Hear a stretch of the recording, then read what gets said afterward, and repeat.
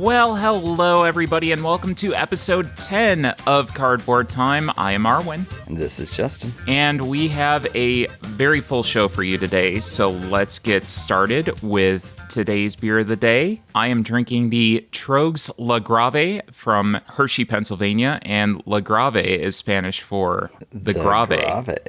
It is a sweet and light triple. It's really got a fancy presentation for an okay beer. So it came in this nice fancy cork bottle, and they said, oh, you need to pour it in a chalice and all this other stuff. And I'm like, oh, I'm in for a treat with this.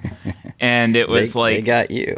Oh, yeah. That is one of those instances of, flash over substance. I didn't taste a huge amount of depth to it. I thought it was okay, but for a triple, I expect a lot of depth, a lot of different flavors, and kind of a lot going on. And I did not get that whatsoever. And it's coming from a big triple fan. Yes, I'm a huge triple fan. So, Justin, what are you having? Well, since we are re-recording at 10 a.m. on a Saturday, I'm having tea. This is, though, one of my favorite teas is Tiguan Gin, which I think I mispronounced, but whatever. I think I actually did an Instagram review of 5 different ones a while back. This is one of the bottom runners I'm just trying to finish up. But it's still a favorite of yours? It's a favorite style. And this one's an acceptable. It's just a good, rich tea, but not super dark like a black tea. But my top shelf ones, which were actually the cheaper ones, amazingly, are a lot more complex. But I'm just trying to get rid of this one right now. I can't tell you the brand because I don't speak Chinese. We have a little bit of everything for everybody. We have beer, we have tea. I'm also drinking coffee and water, so whatever floats your boat. We've pretty much got it. I do have an update on my count, and I'm at 186. I believe I was at 187 last time, so that's a net -1. This is a good number. I keep saying I want to see like a tracker. I want like a stock trading thing where the additions are coming in, and I want to see what this trend is. Like, can we make a projection that sometime in 2030 you're going to be somewhere in the teens on unplayed games? You know what I should really do is start a Excel sheet so that A, I can keep track for the podcast to begin with, and then B, I could do a fancy graph because we're both engineers, that's what we like to see. Excel graphs make everything so much more exciting. Oh, absolutely. Yes, please do that. You can just pop up, you can just put all kinds of graphs on Instagram. It works for Randall Monroe. So instead of going in and posting pictures of the things I've played and these beautiful board games and everything, I'll just post Excel graphs. That's what I want. I want more graphs. I will have so many more followers because of that, I'm sure. That's what the people want to see. Is more Excel graphs. As far as it being a good number, I mean, do we go with the corporate? Well, 0 is the only acceptable number. Or do we go with, I'm happier that it's less than what I had last time? Because usually that's what it winds up being. That you are trending downward. I am trending downward, and that's a net gain. So I'm very happy with that. So I sold off a lot of my games that were sitting around, and these are games that I have had for quite a while. Normally, I would go to a convention or board game flea market. I had kind of a stockpile of things sitting around. I did do a couple of Board Game Geek auctions and got rid of some stuff that way, but there were just some of those games that didn't move. I wound up taking those and a bunch of DVDs up to half-price books and just said, here you go, I'm selling these off, and just get rid of them. I got some money for those. Wasn't as much as I would necessarily like to get for them, but they're not hanging around anymore, which is way better than not having any money for them either. So I'm fairly happy with that. A couple of those things that were off the shelf and out of the house are Alan's Adventureland, which we've talked about before. I did talk about getting rid of Puerto Rico. As much as I like that game, there were some better games that really replaced it for me. And then Horde's High Command, I did want to discuss briefly because it gets have I played Hordes? You have not. You have not. But I did show you the card design in Hordes, and I deal with color blindness. it doesn't seem like any one color blindness. Like, it's not distinctly red-green color blindness, although there is some of that. Like, yours seems wacky. I've never been able to lock it down. Yeah, purples and blues are bad for me. It's really, really strange. So I do have issues with that. It's not like, oh, I only see gray, but there are some things I have trouble distinguishing. So the card design in this game basically came down to these claw marks that had red and green behind them. I know which one this is. You remember that now? Yeah, it was like Wolverine slashes. Yeah. I wanted to do kind of a fact check and just say, okay, am I overreacting to this? Is there something that I'm missing? So I took it to Justin. And I said, is this bad? Is it just me, or is this really bad design? I think they had red and orange. Yes. On black. Yes. And I was like, yeah, those are super close. Yeah. So I hadn't even played it, but I just said, we're not even going into this, and you had mentioned earlier, we had discussed it potentially having stickers. Yeah, I've taken some of your games and like, hey, I could go put marker, like really fancy so it wouldn't look like crap. I could go in with a marker or find some stickers and we could augment this, for different games. But I get to the point where I say, is this even worth it to go in and do that? Which I don't know if the gameplay is any good, but at some point you just say they didn't design it with this in mind. And it was absolutely critical to gameplay. The colors it absolutely was central. Yeah. Yeah. So I just decided, you know what? I'm done with this. That was an unplayed game that was off my shelf. That didn't even get... It didn't even get played. Just directly off the unplayed list. Done. Wow. Done. Going through that might crazy. be first time ever. I think it actually was. Bold move.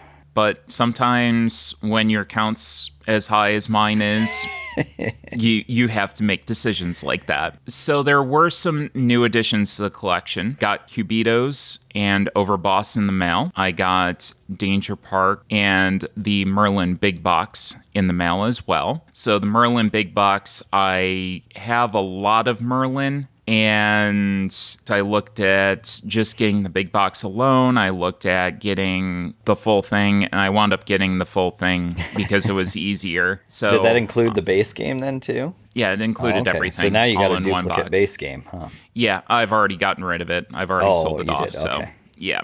And so that's already taken care of. Oh, you're gonna like Merlin, I think. Oh, I know I am. It's a great felt. It really is. And the big box, we'll do a review of it once you play it, but the inserts in my first impression of it, they did a fantastic job. It's game trays, so you know kind of what you're getting into, and everything's easy to locate. They had a kind of chart of how you put these things back in the box, so isn't that great? More game insert reviews. Really well done. Well, it's important. I think this is part of the experience. Time, I guess. So yes, it's part of the about experience. All aspects of cardboard. And then I made a purchase outside of Kickstarter and pre-orders of Edge of Darkness. There was a local gamer that was selling a copy. It's one that I had my eye on by AEG for quite a while. Sounds familiar. I missed the Kickstarter, and it's a game that utilizes a couple of concepts that really fascinate me. One is the cube tower, where you dump a bunch of cubes into a tower and it kind of separates them. And then the card crafting system, which was originally in Mystic Vale, that is also in here as well. So nice. I'm looking very much forward to playing that and getting that out to the table. There is a solo mode, so I think I probably will start with that and get that out first. Well, that's fine. Then you can teach it to me. Exactly. Except usually when you solo a game, then I don't get to play it. You just tell me how great it was, and then we play something else. And then we play something else because I want to get more stuff off of my shelf. Which is why I want this plot of how you're trending on your unplayed games. Because maybe someday I will get to play a game more than once. I might be in my 50s, but I promise you that I will come up with a Excel graph and I will share it. That's what the people are asking for. And then anybody that wants to see it can go ahead and I'll give them view access. The two people that want to see it. We need to make a website where it's like live tracking. Yeah, I need a stock ticker app on the bottom of my computer screen. Well, why don't I just write an app and I'll have it notify you anytime that I play something. It'll come up with a little notification. It'll say Arwen's played such and such. I like that. I think that would be great. So things that I have played and not just gotten in, I did get Cubitos and Overboss to the table, and I got them to the table with you. So we're going to be... You were. Well, in virtually. Spirit. Yes, virtually. Digitally. So we will discuss those in this episode and give you our thoughts on those. A couple of things that I did play on my own and with my girlfriend. The first one is Super Skill Pinball 4Cade, not 4Play, which I still argue is a better name. Yeah, depending on what kind of market you're going for. Yeah. So you got me super hyped up for this one. Jeez. A roll and write pinball game? And not knowing anything else, I'm so excited about it. It just fits so well. The theme on it, pinball and roll and write, Jeff Engelstein did a wonderful job. Those are kind of my first thoughts of anytime that I played a table, it just kept getting better. I will say that I liked the third table in the kind of order that they have you play them in, best of all. But I will save those thoughts for a review when you're able to play it and get through those. So I think what I might do is scan the player boards and then have you print them off, and then we can play them virtually. So I have kind of a memory now. When I was a kid, I lived in the country, so we never went to the arcade. Plus, it was a waste of money throwing quarters in machines. But somehow I really liked pinball. I would draw pinball machines on sheets of paper, and then I would play them with my finger and bounce the ball around. I'm not kidding. I had stacks of pinball games that I had drawn. So how did you take care of randomness and stuff like that? I just kind of moved my finger around where I wanted. I guess. I don't know. I was 8, 10. Did the ball ever drain? Yeah, I think eventually I'd just be like, womp, womp, womp. But I don't know. I think I did try to keep score sometimes. Stacks of them. Stacks of them. Then eventually we got a Macintosh and I got Super Skill Pinball or something like that, and oh my gosh, I played that forever. Turns out that in one of the games I could get in an infinite loop, I could keep the ball from draining forever because it was a computer game. Right. You knew how to manipulate it. Yep. Do you have any of those old sheets? I guarantee there's some at my mom's house that I could probably dig up if I don't have them here somewhere. God, you need to go get those and post those on Instagram. Because I need to see them. Yep. Well, then you got to let me play Super Skill Pinball 4K 4Play. I'll tell you what we'll do. I will get the tables because I have the extras. I will get a marker and a couple of the player markers that you need, and I can package them up and drop them off. We can do that. Then we can play virtually. That's our social distance, and like you said, You'll get the...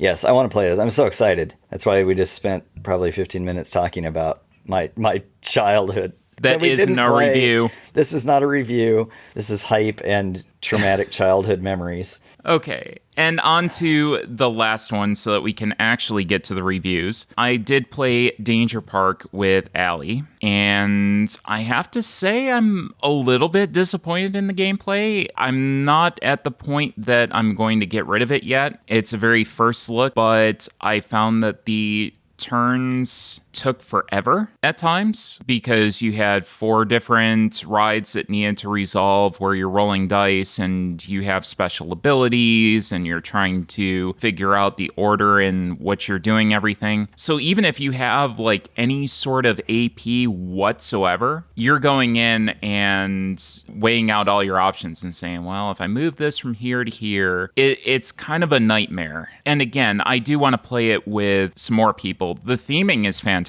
I love the artwork. I love the fact that on the different sides, you have the ride in its functional air quotes state. Once it's broken down and that it's flipped over and it's completely busted and leaking oil and stuff like that. They have the looping water slide in there, which is exactly what I wanted to see. I will say, to be fair, I know that you've had a ton of expectations for this one because this is 100% down your alley, like me and Pinball Arcade.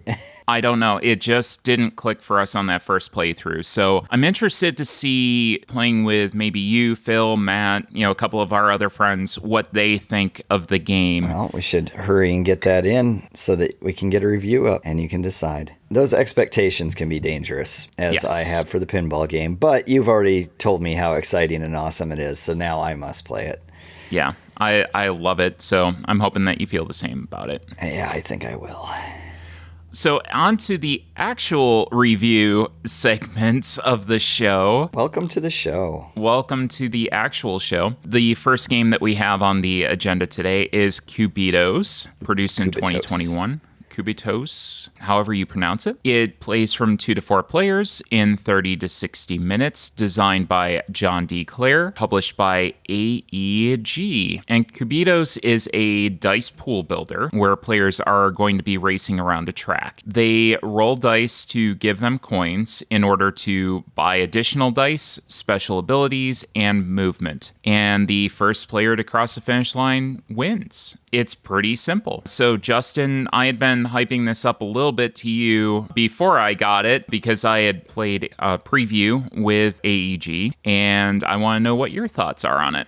I mean, first off, it's an awesome game. So much replay in it, which I guess I'll get into detail on. I wanted to say that they're actually being honest with the playtime. 30 to 60 minutes, I'm pretty sure our first game didn't even take 60 minutes. So, like, it can be quick. It's super wacky. I love the art and the wackiness. It's not serious at all. It's just goofy. It's like Mario Kart feel, right? And it is a race game with coins and stuff. But well, even wackier than Mario Kart, really. First off, you just can't beat a game with that many dice. Like, it's just... And we didn't even play it in person, so I didn't get a handful of dice, right? I can't wait to play it in person, get that big fistful of like 12 dice, right? I think instructional video we saw, like the guy was complaining that the dice were too small, and I'm like, you got a lot of dice in this game. It would probably be like way more expensive. So if anybody out there has played the expansion for Space Base,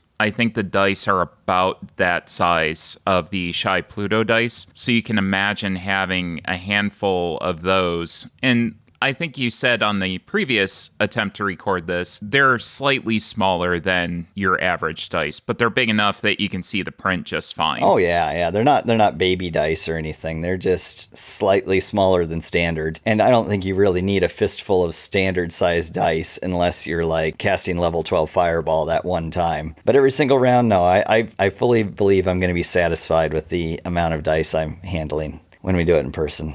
So yeah, not even having that, because that's like the attraction to dice games to begin with, is getting that fistful of dice, right? So even playing it on TTS, or I think we played it on TTS, I still had a blast. It would appear that there's tons of replay in it, and they did it real clever too, because I'm probably not describing it well, but there's like eight different special dice you can buy, right? And so you've got this, built-in odds on those dice, but then with those hard printed dice that don't change, each one of them has like 7 different modes it can play. You just bring out a different card of rules. And so with those odds and with that style, they just have a whole set of different rules. And so you have just so much potential gameplay to change it up there. And I think it's really clever to reduce the amount of components that they have to ship you. I think that was incredibly smart design, and that foresight to just go and say, hey, we're mass producing all these dice and we have to include them. They're expensive. How can we maximize the amount of bang that we're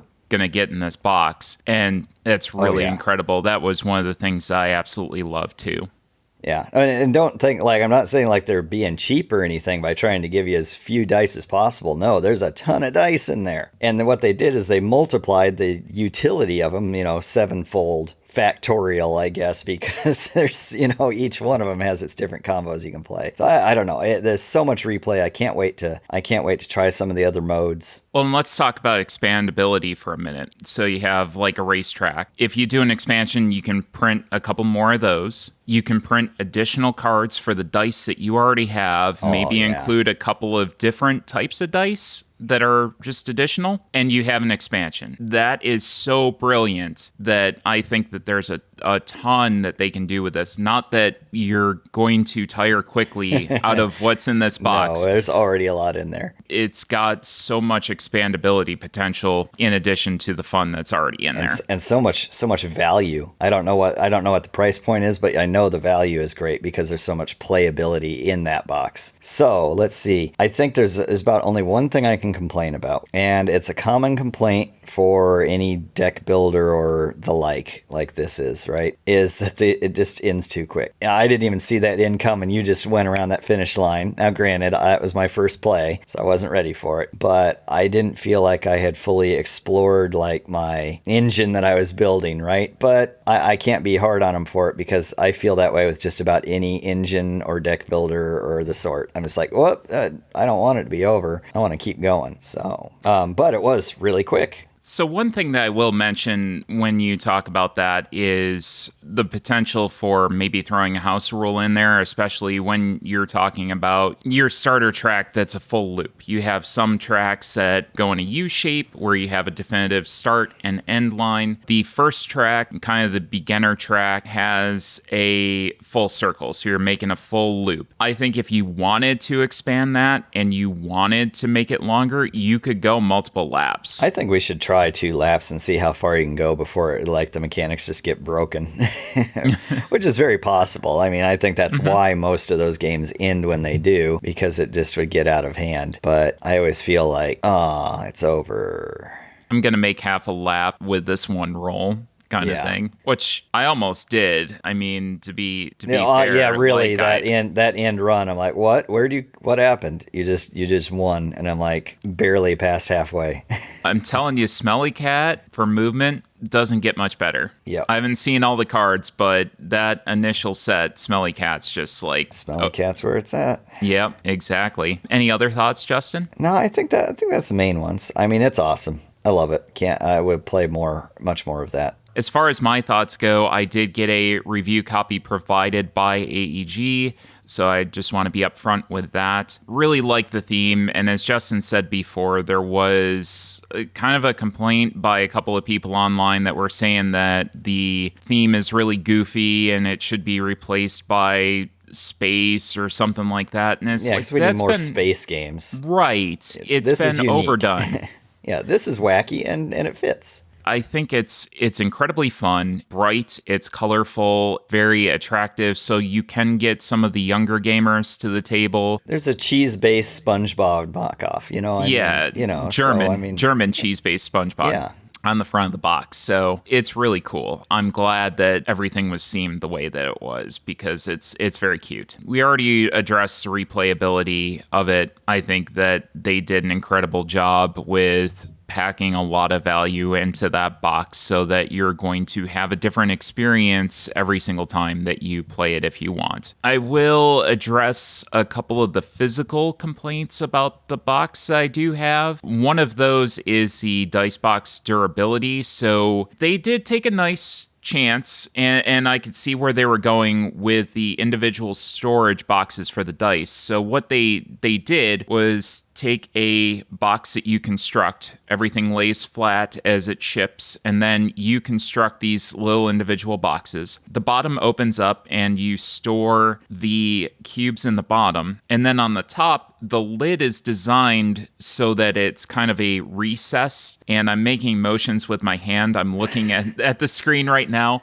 None of you can see this. They built a dispenser into it, basically. Yeah, right? Yeah, it's kind of like a little valley that you're able to pick dice out of. So it's a little display. It's a multi-purpose box. I'm not sure about the durability of it. As I open and close it, I'm already starting to see a few issues that come up, but I do give them credit for trying something different and trying to pack a lot of utility into that single box. So I foresee you 3D printing some alternatives for it. I like it that much that I think that's definitely a possibility. The insert design was good for shipping, but not so much for storage. It is a very standard Fantasy Flight, two shelves in a valley kind of thing. It really doesn't do much as far as storage capability goes. Other than the dice are packed in those cubes, right? Yes. So you have the cubes that are stored storing all the dice away. It does come with an extra box that you can store all your additional components in there. So all your loose, like little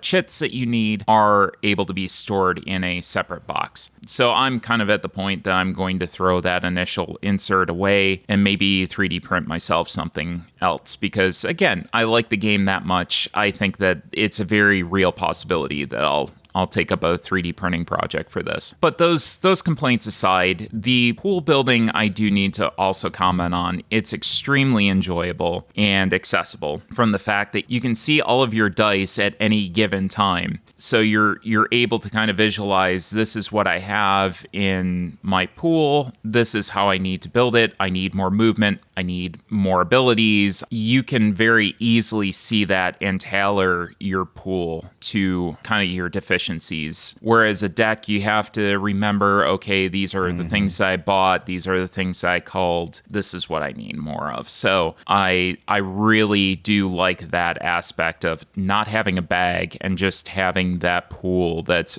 very visible at any given time. And the cool mechanics for how you change them in and out and stuff too. I thought it's pretty slick. The press your luck, it's a part of the game, and I know that was kind of being touted as a big part of the game. It's there, but I will say that it's not as prevalent as something like Quacks. It's a nice addition. Quacks is a high bar though for press your luck. To yes. me, it's the ultimate press your luck. I get a rush with that. Yeah, with this one, it's kind of a one and done. It's like, okay, am I going to take the one more roll? And if you decide yes, you roll it, and whatever that outcome is, you're like, yep, that's good. I'm stopping there because you're at that edge. And that's fine. That's some press your luck. There's still so many other aspects to the game. Yes, exactly. It's a part of the game. It's not the full part of the game. So I think the pool building is kind of the main focus with the race, and then a little bit of pressure luck added on. I give them a ton of credit, though. Going into my final judgment, this is going to definitely get played in the coming months. And I want to touch on the Grand Prix mode, which will cycle through all the cards for you. So you're able to see all the different dice abilities through 8 races. I would love to have a day where we just sit down, we play those 8 races, maybe have a little tournament, 3D print a little trophy, and just have a good time. So it'd be like Mario Kart Day. I'd love it. It would be a very, very nice way of kind of touring through all those different abilities. And then seeing what's out there, maybe coming up with our own, because they actually give a guide to taking all the different abilities and then making your own set out of those. So it's really cool. Really fun game, not going anywhere for a long time. Ever, probably. Probably ever, because I really, really, really like it. That is Cubitos. And the other game that we're going to talk about today is another one that I got in, and that is Overboss. So, Justin, would you like to introduce that? Yeah, Overboss is from this year. It just came out. 1 to 5 players, plays in 15 to 30 minutes. I also think that's fair. Designed by Aaron Mesburn and Kevin Roos, and published by Brotherwise Games. Now, I think the reason you got into this one is both of us kind of started out big on Brotherwise Games with their boss monster really being hooked on that theme. And that's where this game comes out of, right? So it's the theme from Boss Monster, and you're playing as rival boss monsters coming out of their dungeons to conquer the overworld. So you take turns drafting and placing terrain tiles with all kinds of different scoring conditions and extra like monster and mini boss tokens. And then it's over when your map's complete, either a 3x4 or 4x4 grid. And it's pretty quick and slick that way. So your thoughts? With Brotherwise, you touched on it. It's definitely a company that we've been following for a while. From the initial Boss Monster Kickstarter, which I think we both backed. Oh, yeah. Yeah, we both backed that. Back in the day, I remember sitting in the Birmingham airport when I lived in Gadsden with you when we were going on a work trip and playing Boss Monster on the Birmingham airport floor. I do recall that. And it's a game that's kind of fallen a little bit out of our favor. I don't think it aged well. I think for its time it was new and groundbreaking, and of course the theme just had us hooked. the 8-bit theme. But you're right. I do have a couple of expansions for it, though, and we need to go back and play that before, making judgment on it. So I may have those same expansions unplayed. So there we go. We need to get that to the table so that you know as well. So we've been following them for a while, and Call to Adventure, we actually played at Origins, and actually under my old name, I have a quick quote on their Kickstarter page for that as well, because we love that so much. Oh, yeah, that is one of our top games. So when this came out on Kickstarter, it was like, okay, perfect. We'll back that. And I had high expectations of it coming in. As high as they were blown away. The scalability of this game and the modularity of it is incredible. You can make it kind of more of a medium weight game. You can add some take that elements to it. You can take those away. You can add boss abilities, which give you a one time per game little boost of something that you can do, as well as a end of game scoring condition. You don't have to have those. You can play on a larger grid or a smaller grid, depending on what kind of game you want to play. You can mix and match the tiles. Like every extra rule is just, we're going to play with this rule this time and not this one, and just so you can mix it up every time. And if you don't take that, you leave those out, and it's kind of cool. So it gives you the ability to really kind of gauge your players and say, okay, this is a kind of group that I'm playing with. I'm going to add these in and take these out to start off with. And then if you get a sense that, hey, we want to check this out too, you can add that in on another game because it's so quick. Yeah, you just set it up again and go. And add in that one component. I guess when I say you can change up your rules, it's not like, oh, we're playing by this rules this time and ruin it for everybody. It's just you add in this one component or take out this other component, and then it changes the gameplay. It's really slick. It's really solid, and the tiles themselves with the different abilities give you a lot of different combinations that you can determine this is a set that we want to play with, or just randomize and say deal out these 5 terrain types and this is what we're playing with.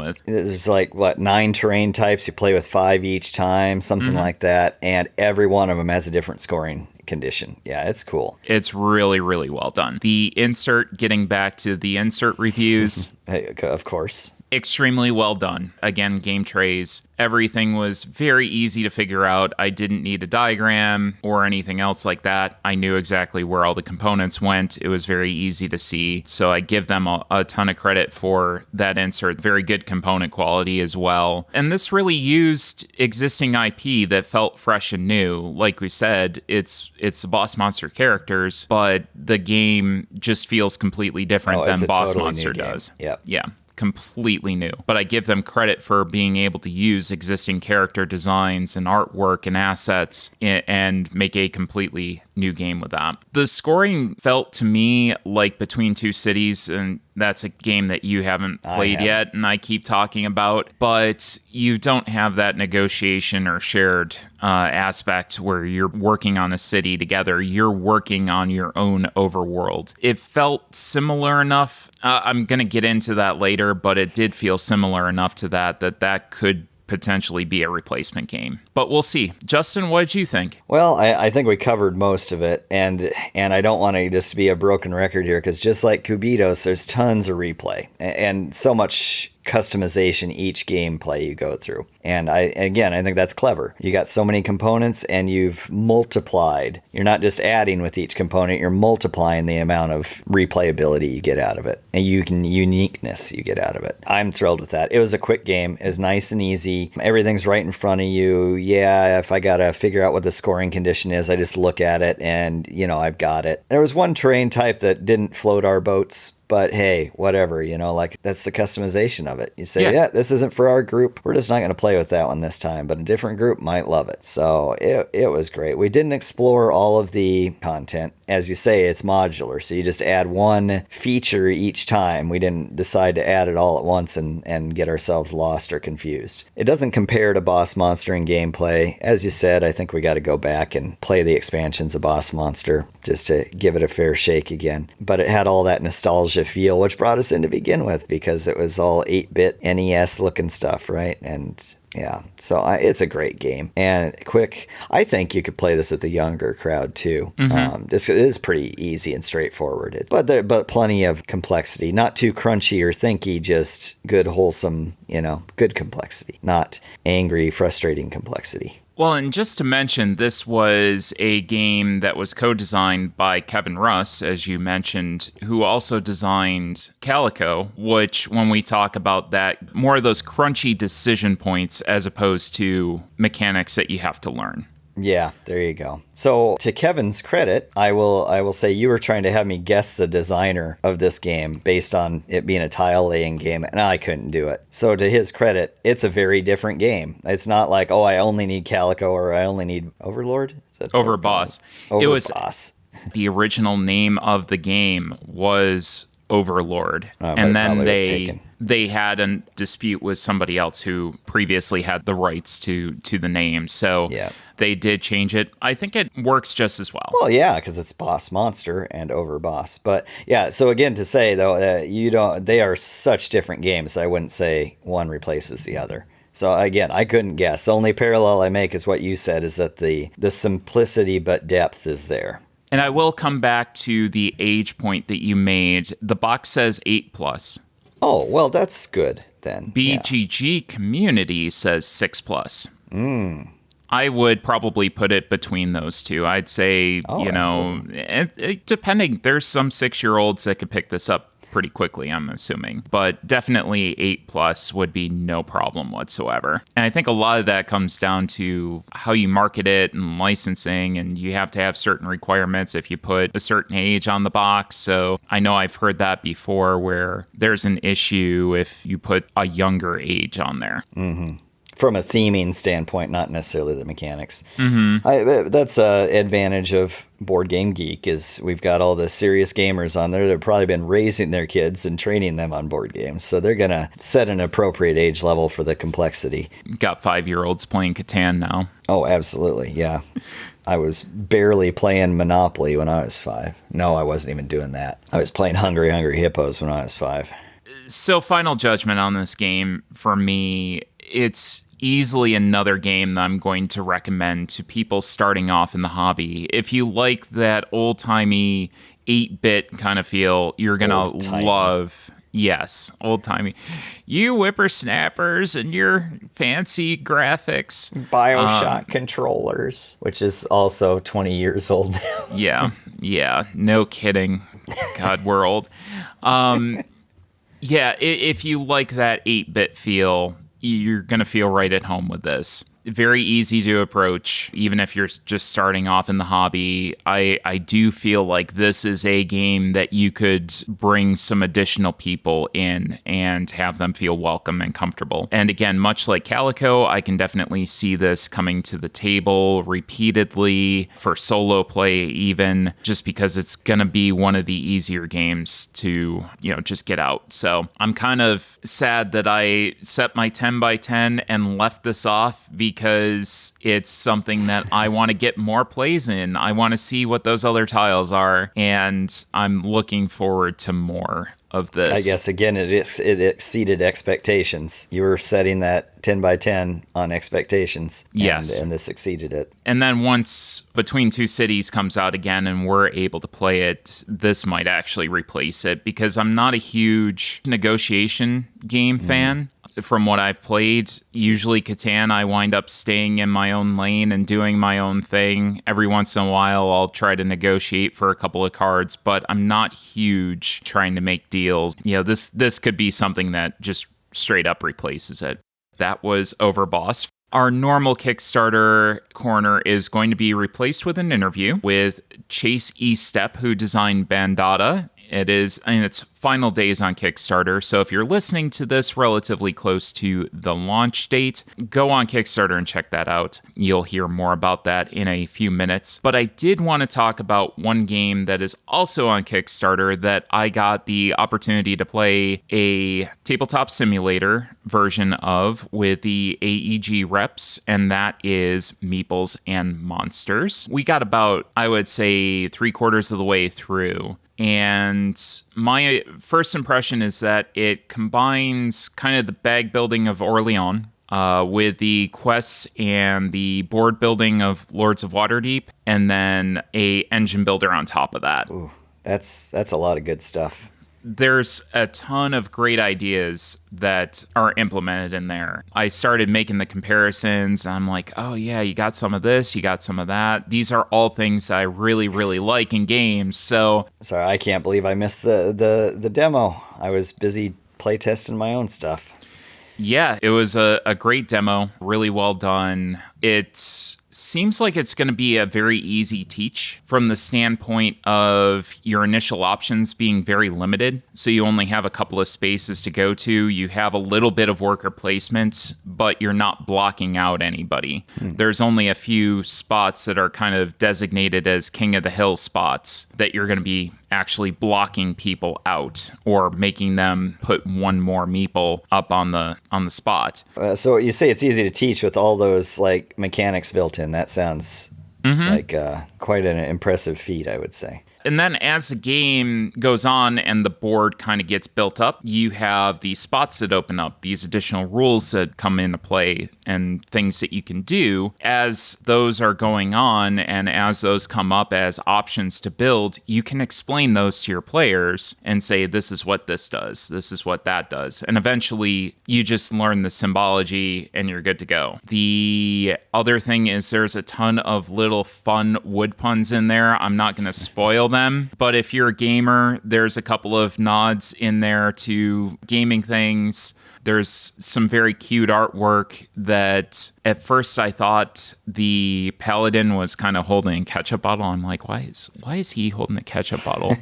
He's holding wood glue. So he's kind of like gluing the meeples together because everything's meeple themed. So very cute design. It launched on the 2nd, I believe, of March. And as soon as I got the email, it was definitely a back. I believe it was $49.95, and that's the only pledge level. So get a copy for $49.95. And everyone will have plenty of time to get in that Kickstarter once you post this? There's going to be at least 10 days left on the Kickstarter by the time that this comes out. So plenty of time to get in on it. So hurry on Bandata, and you got a little bit of time for Meeples and Monsters. I think that's going to be a great game. So very good first impressions. Looking forward to Meeples and Monsters. And the last thing that I am very excited about is news of another Everdell Kickstarter. Ooh. 2 new expansions and a big box to put all of your stuff in. How big is the big box? Is it as big as the tree? That's a good question. One. That is a good question. I'm not exactly sure. I've heard limited details about what is actually going to be included, but I'm so much looking forward to this. Well, that will be out on Kickstarter right about when you put this on air, won't it? It's coming out the day that this is getting released. Well, there you go. You can go and check that out. That's 3 things that we're actually on time for Kickstarter. Oh my God. It's crazy. As long as people are listening right away, they can get in on all this stuff. So that's your encouragement to go and listen on the day that these drop. Yeah, I love Everdell. Can't wait for more of it. Oh, absolutely. That's a solid, adorable game. So make sure that you stay tuned because coming up next, we have an interview with Chase Estep, the designer of Bandata. Stay tuned. Well, on today's show, we have a very special guest. He is the designer of Bandata that is currently wrapping up on Kickstarter. Ladies and gentlemen, and everybody in between, please welcome Chase Estep to the show. Hey, thanks for having me. Not a problem, Chase. So you designed a little game called Bandata. Can you tell us a little bit about it?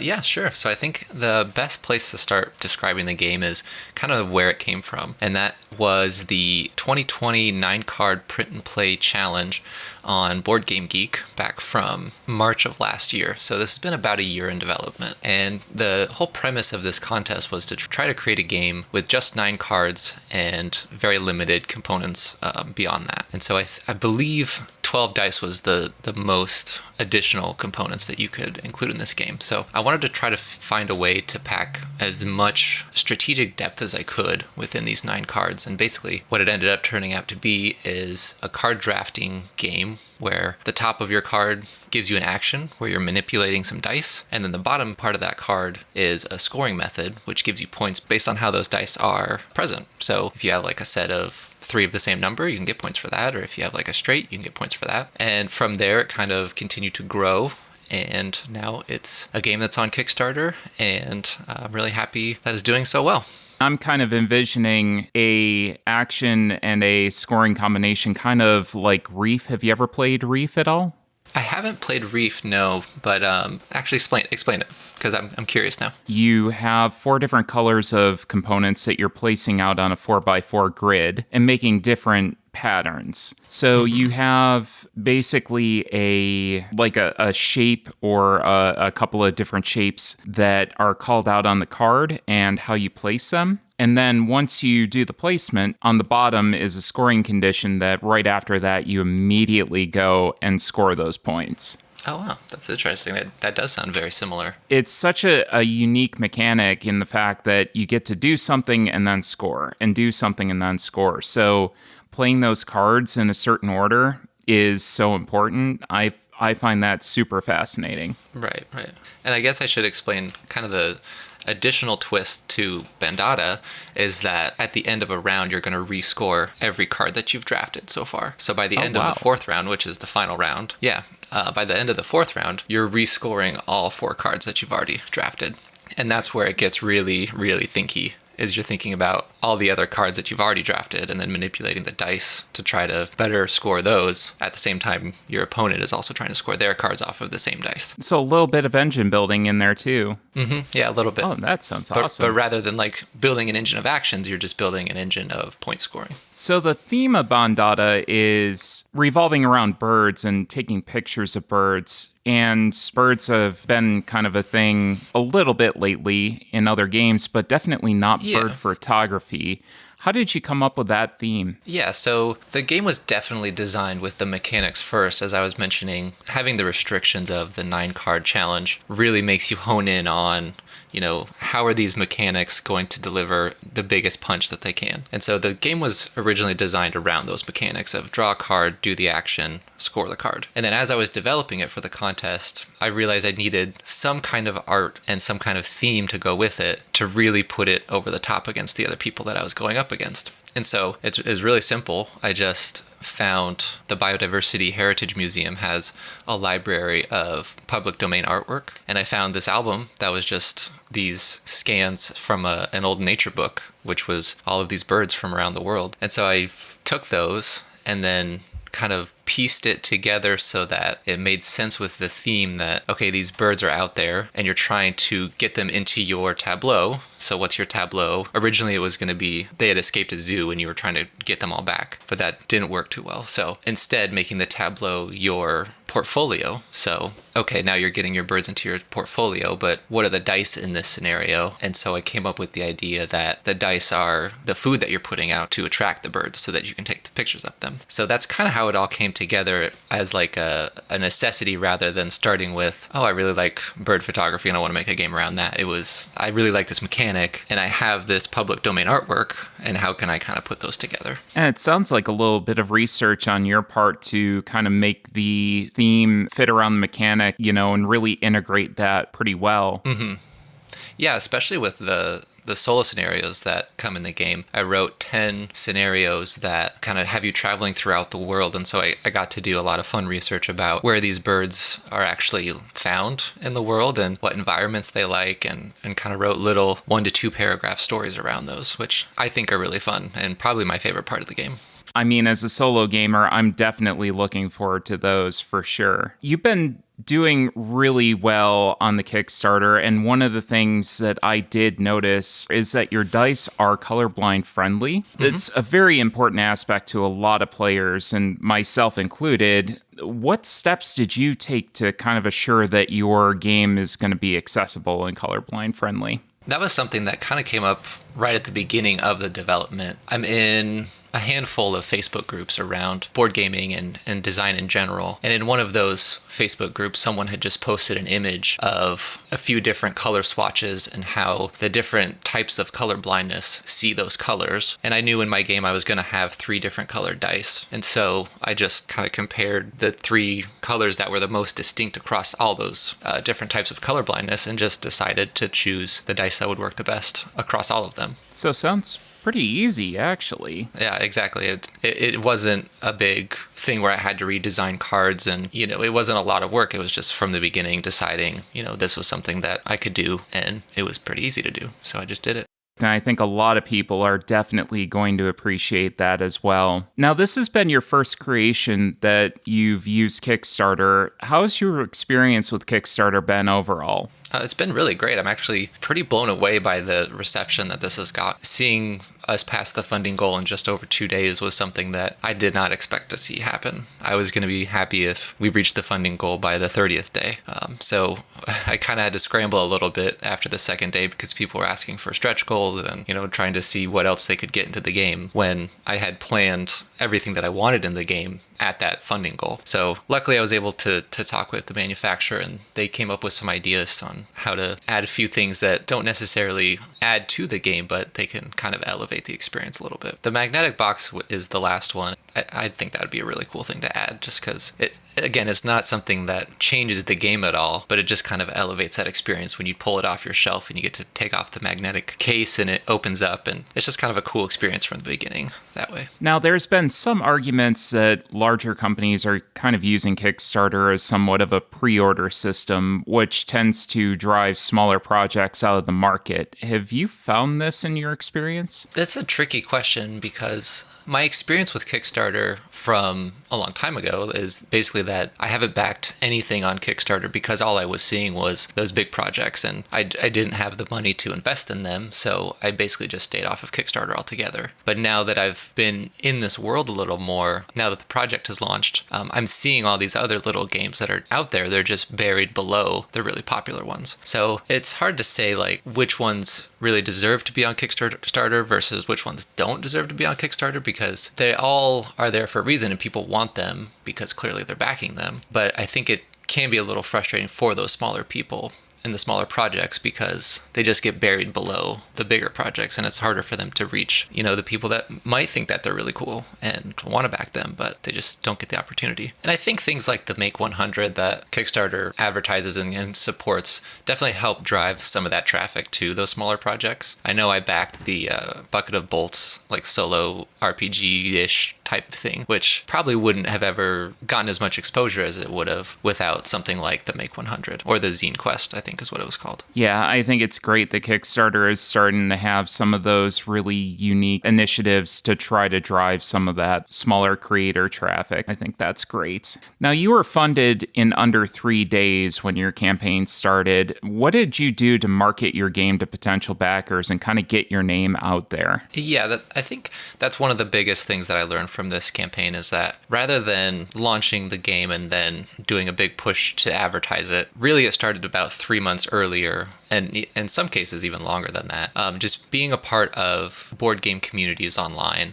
So like I mentioned, those Facebook groups that I'm in where, people are asking questions or asking for suggestions about what kind of games they should play for like 1 or 2 players, and you can go in there and you can make a suggestion and provide helpful feedback about things. And in the design groups, for example, like giving feedback on someone's rule book or something, and just being a part of those communities before you have anything to advertise yourself. Probably the biggest community that I'm in is the Board Game Barrage podcast has a Discord, a Facebook group, and they do stuff on Board Game Geek. And being a part of that community has both given me a lot of feedback on my game design, which is great, but also I'm able to, add a lot, I think, to those communities. And so when it came time to launch this project, I had a big group of people that were already supporting me as a person rather than just the game. I think that's great advice, and that's something that I've had had to learn kind of starting up this podcast as well is to try to really be an organic part of those communities. And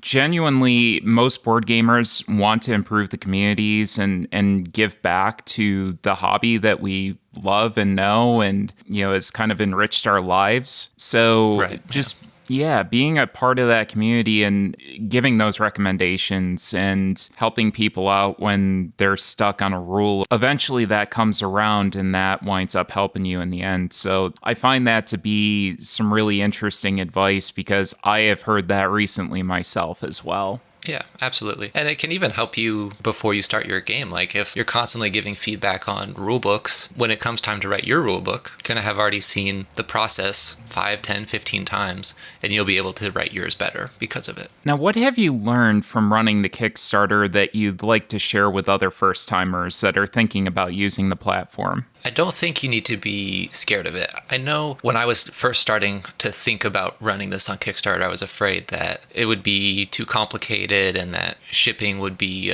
this huge hassle and all these like hidden fees and things were going to make it so I'd lost thousands and thousands of dollars or something. But really, if you keep it simple, and especially for first-time creators, I would say keep it very simple. Just have basically one pledge level. My game is basically one pledge level, and then you can get 2 or 4 copies or a signed copy. So it's all the same game. And then do your marketing ahead of time. Like I was saying, build a community first, find a group of people that are going to support you. And then when you do launch, you're going to have these people that are with you and support you. And so you won't feel like you're doing it alone. And I think that has definitely been something that has been big for me and feeling like, I have the support of the people and they're going to help me through this, like if anything comes up. So that's definitely been a big thing about this campaign that has been nice as it's gone along. Switching subjects a little bit, you actually wound up designing this game during the pandemic. Lots of people have kind of come up with these side projects to keep them busy, and this podcast is one of those kind of side projects while we're all kind of stuck indoors and not able to game with each other. What was your ultimate motivation for designing a game?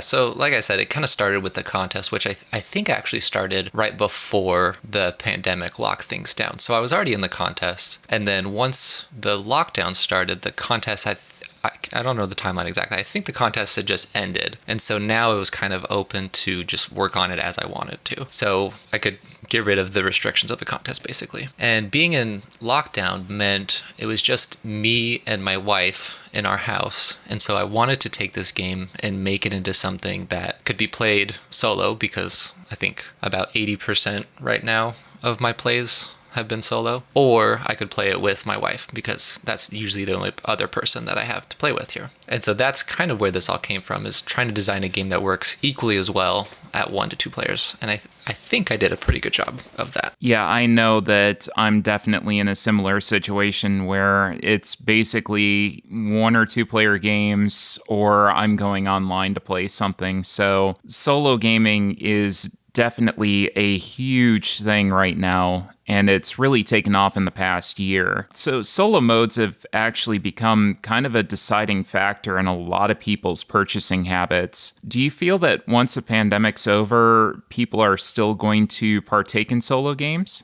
I really hope so, because that was one thing that before the pandemic happened was kind of a struggle, because I'm, like I said, typically a solo gamer. Even, before the pandemic, I had a game group that I was meeting with once a week, but then still the majority of my games were solo. And it was hard to find games with dedicated solo modes. Like every now and then you'd have one that was a beat your own score kind of solo mode, but to have something like the solo scenarios that are written into Pendata, or something like the Scythe Automa or something like that, was harder to come by. And now we're seeing a lot more of them added to games from the beginning. That's something that I think is even more important, is designing the solo mode from the beginning rather than kind of tacking it on at the end. And I'm really hopeful now that designers have seen that they can do this from the beginning, and that there's people out there that actually want them, that it'll continue even once we're out of this phase of social isolation and social distancing. I think solo modes are fantastic for learning rules as well, so that you can eventually teach a game to groups. So I'm hoping that, like you said, a lot of designers are going to take that into consideration as they're designing games in the future, for sure. Yeah, absolutely. And there are people with, social anxiety, something that I struggled with a lot. Like, in high school and college was, it's hard to go out and talk to new people. So if you have the ability to play a game by yourself at home and then feel comfortable playing a game, then maybe it'll be easier when someone invites you over to a game night to actually play a game. Things like that. Exactly. That's a great thought. Now, I have to ask, what's on your gaming table right now other than Bandata? That's a good question. I actually have Orleans set up right now as a solo game. I haven't played it yet. This was a new arrival, so I literally just set it all up and then had to record this, but I'm really looking forward to playing that. The whole bag building mechanism and everything just seems really interesting, so I'm excited to get that one played soon. Well, I hope you love it. I know that is certainly one of my favorites for sure. Now, is that solo with the expansion or solo with a mode that somebody else has designed? That'll be with the expansion, yeah. I know that I love the couple of solo modes that came out with the expansions and that. I think that they did a fantastic job with that, and I've gotten them to the table multiple times. Orleans is definitely one of my favorites. Awesome, yeah, good to hear that. I'm excited to hear what you think about it. Is there anything else that you'd like to discuss about Bandata before we kind of close things up? I think we covered everything I wanted to talk about. It's been a real pleasure to be able to come on here and talk about the campaign and the design process. And yeah, thanks for having me. Now, if people are interested in backing, they can certainly search for Bandata on Kickstarter as well. But do you have any socials that you'd like to plug or anything like that?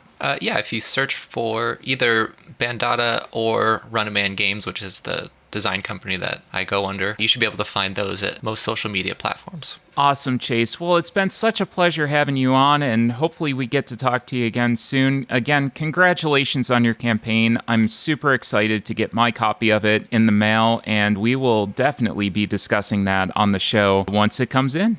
Awesome. Yeah, thanks again. Well, I think that will do it for us today. Make sure to check out our Facebook page, our Instagram and Twitter at cardboard_time. And Justin? You can follow me at jphomer98 on Instagram as well for some little random tidbits. Lots of Lego content. Yeah, lots of Lego content. You can check out our Board Game Geek podcast page. And as always, any questions, suggestions, ideas for discussion topics, make sure that you email cardboardtime@gmail.com. Thanks for listening, and we'll see you again in 2 weeks for another episode of Cardboard Time. So long.